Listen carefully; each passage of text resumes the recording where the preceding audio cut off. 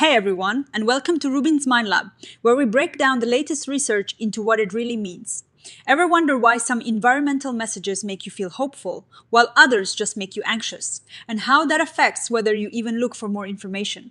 Well, this new study dives deep into exactly that. They explored how the choices we make about what environmental news we consume actually shape our feelings and our desire to learn more. It's a fascinating look at how we engage with the world around us and how our emotions play a huge role. Here is the big picture. Our planet is facing some serious challenges. Scientists and communicators are trying hard to get our attention and encourage us to do better for the environment. But in this day and age, we're bombarded with information. We can't possibly take it all in, so we naturally choose what we want to pay attention to. This study asks a really important question. How does the way we actively choose to engage with environmental messages shape our long-term feelings about environmental issues, and in turn whether we want to learn more? Think about it. You are scrolling through your newsfeed and you see a headline about melting ice caps, or maybe one about a successful renewable energy project. You decide which one to click. That choice isn't random. It's influenced by your existing feelings and interests. This research team wanted to see if that act of choosing, of selectively exposing ourselves to certain kinds of environmental news, could actually change how we feel about environmental issues over time, and if those feelings then nudged us towards seeking out even more information. Most studies, they kind of give you the information to read, but in real life you get to choose. This is called selective exposure, and it is a much more natural way we interact with the world. When you choose to read something, it might feel more important to you, more engaging. So the researchers wanted to study this in a way that felt more like how we actually consume media. They set up an experiment where people could freely look at different environmental news articles. To do this, they created a bunch of news articles about environmental topics. They played with two main things: the valence of the message, meaning whether it was positive or negative, and its personal relevance, whether it focused more on humans or animals. So, you might see a positive, human-focused article like "Clean energy tech slows global carbon emissions growth," or a negative, animal focused one like "Older elephants in East Africa face threats from climate change." They even included health-related articles as a comparison. They did a lot of testing to make sure the headlines and articles were clear about what they were about and how relevant they might feel. So how did they test their ideas? Well, it was a two-part study. First, before people started looking at any articles, they measured how people were already feeling about environmental issues. They asked about things like enduring worry and anxiety, and also enduring hope and optimism about the environment. They used a scale where participants could say "not at all" to extremely on a 100-point range. This gave them a starting point. Then came the fun part. Participants were given a screen with many different headlines. They were told they had 10 minutes to read whichever articles they found most interesting. The computer tracked exactly which articles they clicked on and read. This allowed the researchers to see what kind of environmental messages people chose to engage with. After the 10 minutes were up, they measured everyone's feelings about environmental issues again. Crucially, they also asked people how likely they were to seek out more information about environmental topics in the future. This was their main outcome measure. Now, for the findings, first, they noticed that people's choices of articles were pretty interesting. It wasn't just about positive or negative. The type of message actually changed what people preferred. For example, when messages were negative, people tended to pick more human-related ones. But when messages were positive, they leaned more towards animal-related ones. It's like our brains are wired to be drawn to certain things depending on the emotional tone. Okay, so what about the big question, did reading these messages change how people felt? Here is where it gets really interesting. They found that when people read negative messages, especially those about humans, it tended to increase their anxious feelings about environmental issues.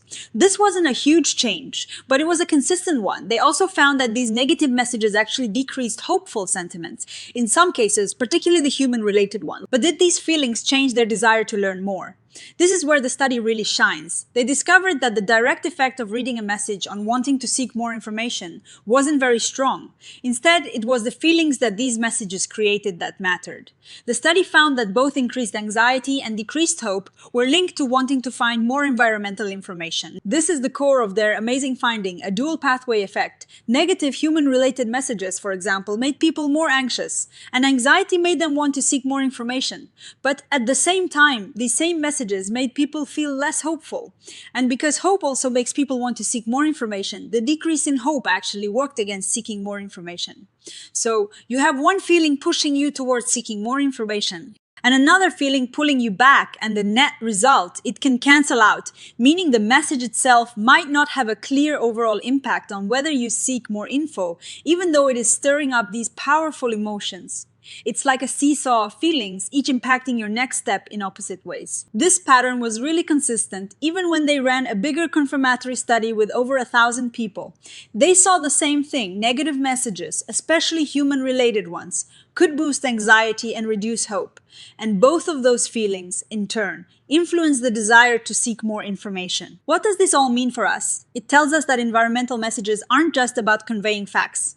They're also about shaping our emotions. And it's not as simple as saying negative messages make you sad and avoidant, or positive messages make you happy and engaged. It is more complex. These messages can create a push and pull of different emotions. And it is the balance of those emotions that really drives our behavior, like seeking more information. The researchers suggest that maybe messages shouldn't just be all doom and gloom or all sunshine and rainbows.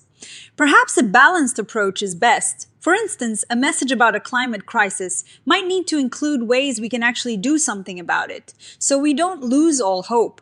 Or a message about a success story might still need to remind us that there is still urgency, so we don't get too complacent. Now, like any study, this one has its limits. They had to choose a specific set of articles, so it's not exactly the Wild West of the internet. The findings might be a little different, depending on the exact articles you read. Also, they looked at human versus animal relevance.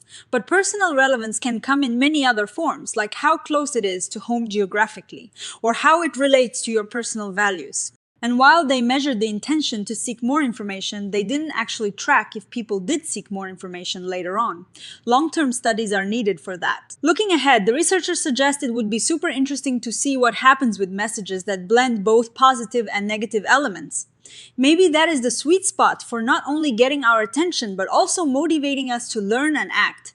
They also think studying messages with images and videos, not just text, would be valuable, as those can have even stronger emotional impacts. And of course, understanding why people choose certain articles in the first place, is it to feel better, to get answers, to understand the threat? That's a whole other area to explore. So, to wrap it all up, this research gives us a lot to think about. It's not just about whether an environmental message is good or bad, it is about how the combination of those messages with our own personal connection to the topic creates a complex emotional response, and it's that emotional tug-of-war that likely drives our desire to dig deeper, or maybe even to tune out. It highlights that for environmental communication to be truly effective, we need to understand the intricate dance of our feelings. What do you guys think? Have you ever felt this push and pull with environmental news, where one feeling makes you want to learn more, but another makes you want to avoid it altogether? Let me know in the comments below, and if you found this breakdown helpful, please give us a like and subscribe to RUBIN'S Mind Lab for more insights into the amazing world of psychology. We'll see you in the next one.